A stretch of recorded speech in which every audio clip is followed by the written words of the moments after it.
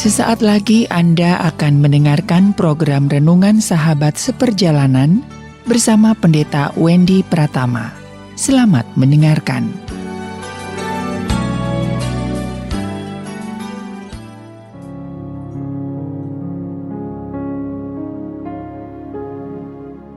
Selamat berjumpa kembali dalam layanan audio Sahabat Seperjalanan. Hari ini adalah hari Senin 26 Februari 2024. Tema renungan saat teduh kita dengan judul Memulihkan yang Hancur. Firman Tuhan terambil dalam Yesaya 58 ayat yang ke-12. Engkau akan membangun reruntuhan yang sudah berabad-abad dan akan memperbaiki dasar yang diletakkan oleh banyak keturunan. Engkau akan disebutkan yang memperbaiki tembok yang tembus, yang membetulkan jalan yang sudah menjadi tempat itu dapat dihuni. Mari kita berdoa. Bapa dalam surga, kami terus bersyukur bahwa Engkau adalah Allah yang memulihkan seluruh aspek dalam kehidupan kami, termasuk seluruh peristiwa-peristiwa yang menghancurkan kehidupan kami. Engkau yang memulihkan. Dalam nama Tuhan Yesus kami berdoa. Amin. Shalom sahabat seperjalanan yang dikasihi Tuhan, memulihkan yang hancur. Kalau berbicara tentang yang hancur, apa yang bisa kita pulihkan? Kalau kita bercerita tentang ilustrasi-ilustrasi tentang sesuatu yang hancur, maka sesuatu yang benda yang keras sekalipun sesudah hancur, itu sulit sekali dipulihkan. Rumah tangga yang hancur seakan-akan sulit dipulihkan. Negara yang hancur itu sulit dipulihkan. Dan banyak peristiwa-peristiwa peperangan yang sangat luar biasa. Kalau kita mengingat peperangan dunia kedua, bagaimana ada bom atom yang diledakkan di negara Jepang dan di dua kota yang terjadi, itu pemulihannya luar biasa. Apakah ada hal yang baik dari sebuah kehancuran? Sahabat seperjalanan yang dikasihi Tuhan, di dalam firman Tuhan yang kita baca adalah ayat yang berbicara tentang Engkau akan membangun reruntuhan yang sudah berabad-abad dan akan memperbaiki dasar yang diletakkan oleh banyak keturunan. Engkau akan disebutkan yang memperbaiki tembok yang tembus, yang membetulkan jalan supaya tempat itu dapat dihuni. Sahabat seperjalanan, berbicara tentang yang hancur, mengingat tentang tembok Yerusalem. Tembok Yerusalem itu 2 kali hancur, dikepung 23 kali, diserang 52 kali, diperebutkan kurang lebih 44 kali. Jadi tembok Yerusalem adalah gambaran tentang sebuah tempat yang di zaman terdahulu tembok dibangun untuk melindungi orang-orang yang ada di dalamnya. Dan itu diperebutkan dengan banyak tujuan, maksud daripada orang yang meruntuhkan. Kita tahu tembok Yerusalem itu diruntuhkan oleh Raja Nebukadnezar dengan mengirimkan para tentaranya, rubuhlah. Tapi dalam catatan Alkitab yang lain, tembok Yerusalem di dalam kehendak Tuhan diizinkan dirubuhkan. Karena mengapa? Karena ketidaktaatan dan kesombongan daripada orang Israel itu sendiri. Orang Israel yang membunuh nabi-nabi. Orang Israel itu juga yang mempersekusi anak-anak Tuhan yang taat beribadah kepada Tuhan, mengikut Tuhan. Jadi artinya ada dua aspek.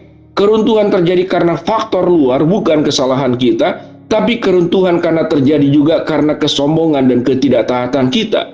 Mari kita melihat tentang kehidupan kita. Kalau ditanyakan sahabat seperjalanan, berapa kali engkau mengalami sebuah kehancuran dalam hidup ini? Saya mengulangi kembali, Yerusalem itu 2 kali dihancurkan, dikepung 23 kali, diserang 52 kali, diperebutkan 44 kali. Berulang sedemikian rupa, dan Alkitab mencatat ada 2 alasan besar. Satu karena faktor luar, yang kedua adalah karena faktor kesalahan diri sendiri. Kalau kita berbicara tentang kehidupan kita sahabat seperjalanan, pasti sahabat seperjalanan punya pengalaman bagaimana hancur.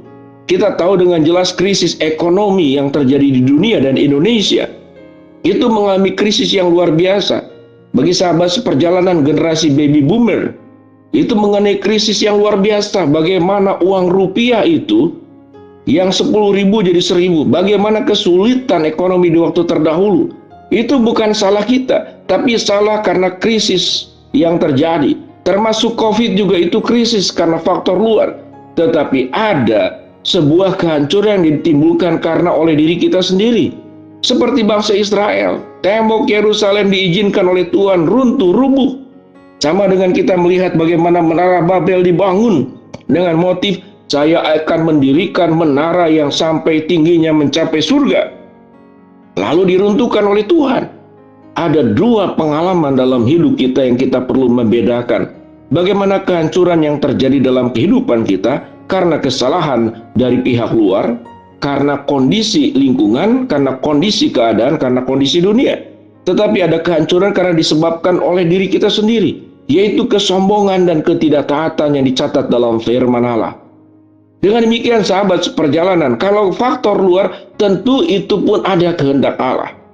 Secara kolektif, Allah bisa mengizinkan bencana alam, kemudian bencana alam itu bisa terjadi kepada semua orang, orang jahat, orang baik, orang yang percaya, yang tidak percaya, yang ateis, yang tidak percaya Tuhan, semua mengalami sama. Karena bencana alam tidak pernah melihat saudara punya iman seperti bagaimana. Apakah saudara baik? Sama seperti matahari. Sinar matahari, air hujan, itu terjadi, diberikan secara sebagai berkat Allah yang dinikmati oleh semua umat manusia. Itu faktor luar. Tetapi yang faktor luar pun pasti ada pelajaran yang perlu dipelajari secara kolektif, termasuk banjir.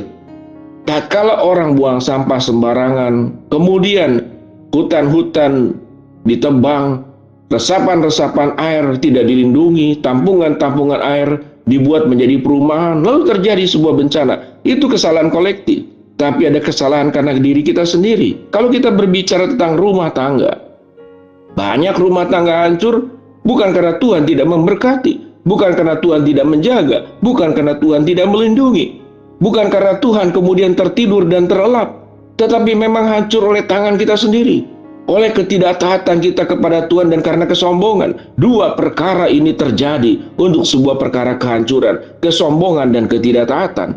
Orang yang tidak taat kepada Tuhan biasanya dia akan menjadi orang yang sombong, karena orang yang taat kepada Tuhan akan memiliki kerendahan hatian.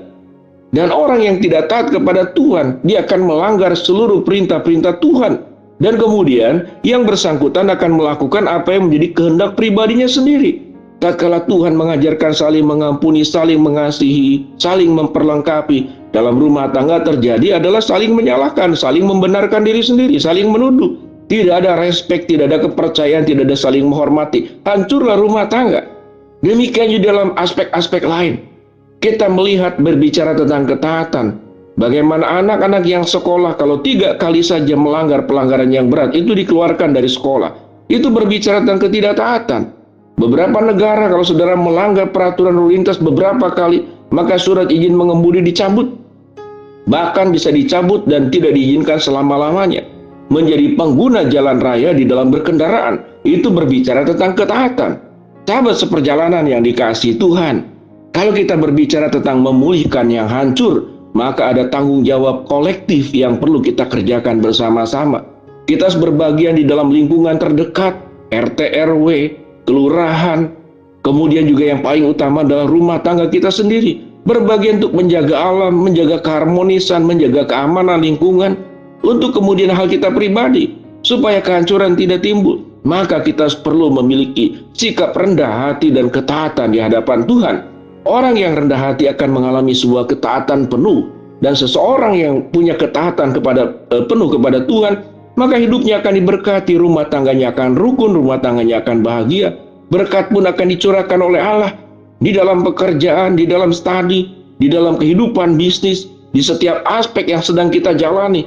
Allah menjanjikan semuanya itu kepada kita. Mari berbicara tentang bagaimana memulihkan kehancuran. Kita pulihkan secara kolektif, kita pulihkan tanggung jawab kita bersama-sama dengan bagiannya masing-masing. Mari kita berdoa. Bapa dalam surga, terima kasih firman-Mu mengajarkan bagaimana cara memulihkan yang hancur. Hamba-Mu berdoa buat sahabat seperjalanan yang sedang sakit, Tuhan jamah sembuhkan. Sahabat seperjalanan yang sedang menghadapi masalah, Tuhan bukakan jalan. Sahabat seperjalanan yang sedang berdoa mengharapkan sesuatu, Tuhan kabulkan dengan cara dan waktunya Tuhan. Di dalam nama Tuhan Yesus kami berdoa. Amin. Shalom. Tuhan memberkati kita semua.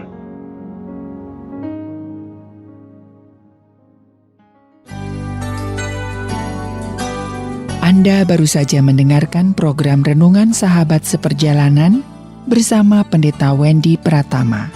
Terima kasih atas perhatian Anda. Tuhan Yesus memberkati.